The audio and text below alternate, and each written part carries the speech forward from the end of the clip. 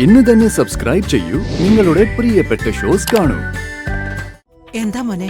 അമ്മേ, എൻ്റെ ഒരു ഫ്രണ്ട് വിളിച്ച് പറഞ്ഞതാ. അയാളുടെ ഒരു സംശയമാ. കാളഹസ്തി വെച്ച് നമ്മുടെ അച്ഛനെ കണ്ടെന്ന്. പിന്നെ നീ ചില സമയങ്ങൾ ഇങ്ങനെ ഒന്ന് എന്നെ വളയ്ക്കാറുണ്ട്. അത് പിന്നെ എന്നെ വലയ്ക്കാനാണെന്ന് എനിക്ക് തോന്നിയിട്ടുണ്ട്.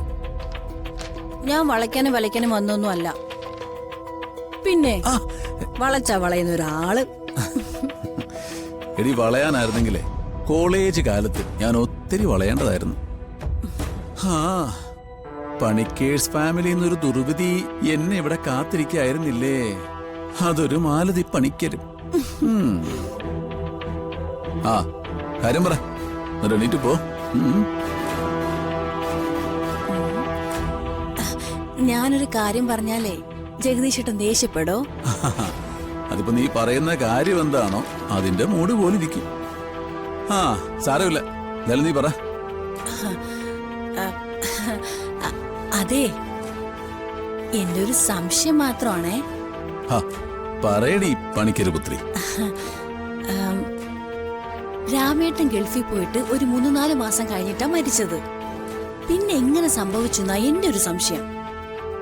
എന്താ? സാവിത്രിച്ചിക്ക് ഗർഭം ഉണ്ടോന്നൊരു ഡൗട്ട്.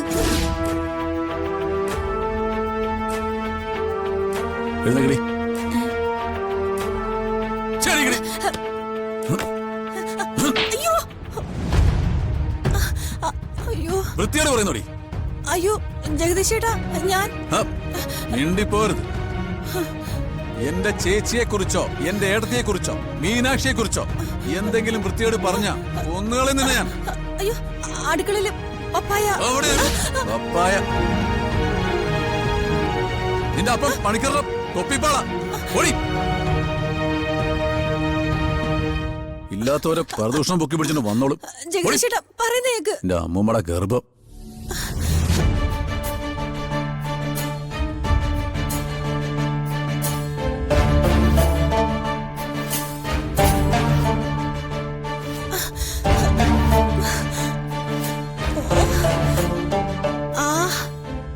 സൂക്ഷിച്ചത് വേറാരോ അടി കൊണ്ടത് എന്റെ ചെവി കുത്തിക്ക്. അയ്യോ, പല്ല് 2 ഇളകിയിട്ടുണ്ടോന്ന് ഡൗട്ടുണ്ട്. അയ്യോ, എത്ര കിട്ടിയാലും ഞാൻ പഠിക്കത്തില്ല. ചെന്ന് പിന്നെ വാങ്ങിക്കും. എന്താ മാലതി, ഫേസ് മസാജ് ചെയ്യണോ? ചെറിയൊരു ക്ലാഷ് ആയിരുന്നു. എന്റെ ആങ്ങളുടെ കയ്യിൽ നിന്ന് വല്ലതും മേടിച്ച് കെട്ടിയായിരിക്കും. ചിലരൊക്കെ ഇവിടുന്ന് മേടിച്ച് കെട്ടും. നീ എന്താടി ഒരുമാതിരി കുത്തും കോളും ഒക്കെ വെച്ച് സംസാരിക്കുന്നത്? ഒന്നുമില്ല. സാവിത്രി ചേച്ചി, ഈ ഗർഭിണികളായ സ്ത്രീകളെ കഴിക്കരുതെന്ന് പറയുന്ന സാധനങ്ങൾ ഏതൊക്കെയാ? പപ്പായ, പൈനാപ്പിള്, അതൊന്നും കഴിക്കരുതെന്നാ പറയുന്നേ. എന്നാലേ ആരോ ഒരാള് ഇവിടെ അബോർഷൻ ശ്രമിക്കുന്നുണ്ട്.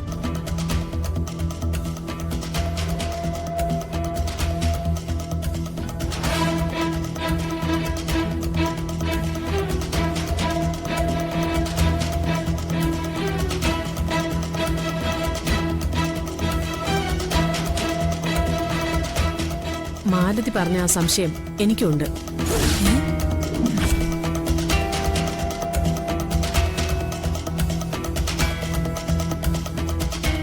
നന്ദിനി കരഞ്ഞു നിലവിളിക്കാൻ മാത്രം എന്താണാവോ സന്തോഷ വാർത്ത? അതൊക്കെ വൈകാതെ എല്ലാരും അറിയാം.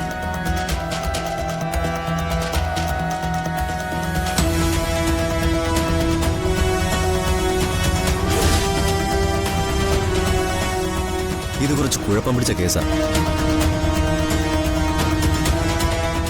ഒരു തവണ കോടതി തീർപ്പാക്കിയ കേസാ. വീണ്ടും പരാതി കൊടുക്കാന്ന് പറഞ്ഞാ ഇങ്ങനൊരു സാധ്യതയുണ്ടോന്ന് ആദ്യം വക്കീലൊന്ന് നോക്ക്. സാധ്യതയില്ലായ്മയൊന്നുമില്ല. എങ്കിൽ ഇവക്കത് എങ്ങനെയെങ്കിലും ചെയ്തു കൊടുക്ക. അന്നത്തെ പോലെ അല്ല വക്കീല്, ഇനി ഞാനത് ശ്രദ്ധിച്ചോളാം.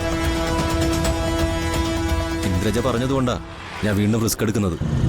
അപ്പോ നിങ്ങളുടെ സഹകരണം പോലെ ഇരിക്കും കേസിന്റെ വിധിയും. ഇനി ഒരു കുഴപ്പം ഉണ്ടാവില്ല വക്കീലെ. അതല്ലേ അത്ര ഉറപ്പായി വക്കീലിനെ വിളിച്ചു വരുത്തി കാര്യം പറഞ്ഞത്. ഇന്ദ്രജയുടെ ഉറപ്പിന്മേൽ കേസ് ഫയൽ ചെയ്യാം. മൈഥിലിക്ക് അനുകൂലമായി കോർട്ട് ഓർഡർ വാങ്ങിത്തരികയും ചെയ്യാം. ഓക്കെ.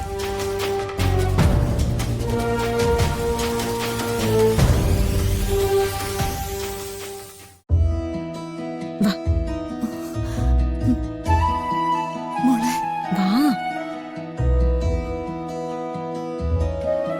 വന്നേ, വാ അമ്മേ.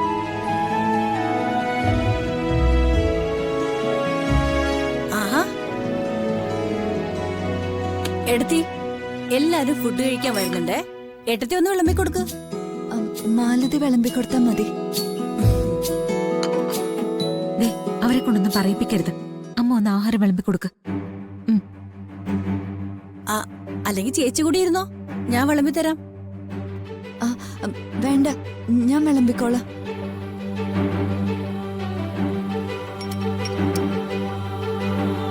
കുഞ്ഞെവിടെ മോളെ? ആ, ഉറങ്ങി.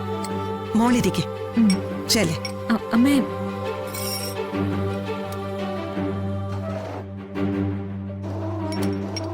ഇന്ന് മീനാക്ഷി സ്പെഷ്യൽ ഒന്നും ഇല്ലേ? ആ, മീനാക്ഷി സ്പെഷ്യൽ ഉണ്ടാക്കേണ്ട ആള് താ നിൽക്കുന്നു, നന്ദിനിടത്തി.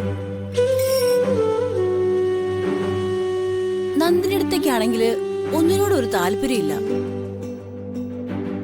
ആശുപത്രിയിൽ നിന്ന് വന്നപ്പോ മുതല് ഞാൻ നന്ദിനെ ശ്രദ്ധിക്കുക. ഇവക്ക് വല്ലാത്തൊരു ക്ഷീണം. എന്തു പറ്റി മോളെ? ഒന്നുമില്ല അമ്മ. മാലതി അതിങ്ങത്താ. ആ ശരി ശരി ഓക്കെ. ആ എടാ, നീ ഇതെവിടെയായിരുന്നു? ഹോസ്പിറ്റലിൽ നിന്ന് ഹോം നേഴ്സ് വിളിക്കായിരുന്നു അമ്മേ. കാർത്തിക് സുഖമായിട്ടിരിക്കുന്നു. നമ്മളാരെങ്കിലും അങ്ങോട്ട് പോണോടാ? നമ്മുടെ ആരുടെ ആവശ്യം ഇപ്പൊ അവിടെ ഇല്ലെന്നാണ് ഡോക്ടർ പറഞ്ഞത്. പിന്നെ അവനെ കാണാൻ ആർക്ക് വേണമെങ്കിലും എപ്പോ വേണമെങ്കിലും പോവാമല്ലോ. ഞാൻ നാളെ പോവാം. പോയിക്കോട്ടെ മുത്തശ്ശി. ഇത് എന്ത് ചോദ്യാ മോളെ? മോക്ക് പൊയ്ക്കൂടെ? ആ, ഒരു പ്രധാനപ്പെട്ട കാര്യം പറയാനാ ഞാനിപ്പോ ഓടി വന്നത്. അപ്പോഴാ ആ ഹോം നേഴ്സിന്റെ ഫോൺ വന്നത്. എന്താ മോനെ? അമ്മേ, എൻ്റെ ഒരു ഫ്രണ്ട് വിളിച്ച് പറഞ്ഞതാ. അയാളുടെ ഒരു സംശയമാ, കാളഹസ്തി വെച്ച് നമ്മുടെ അച്ഛനെ കണ്ടെന്ന്.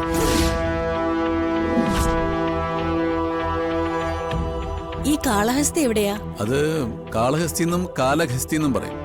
ശിവക്ഷേത്രമാ, തെലങ്കാന ബോർഡറില്ല. എന്നാലും എന്നെ ഫോൺ ചെയ്യാൻ പോലും കൈമളേട്ട മറന്നു കളഞ്ഞല്ലോ.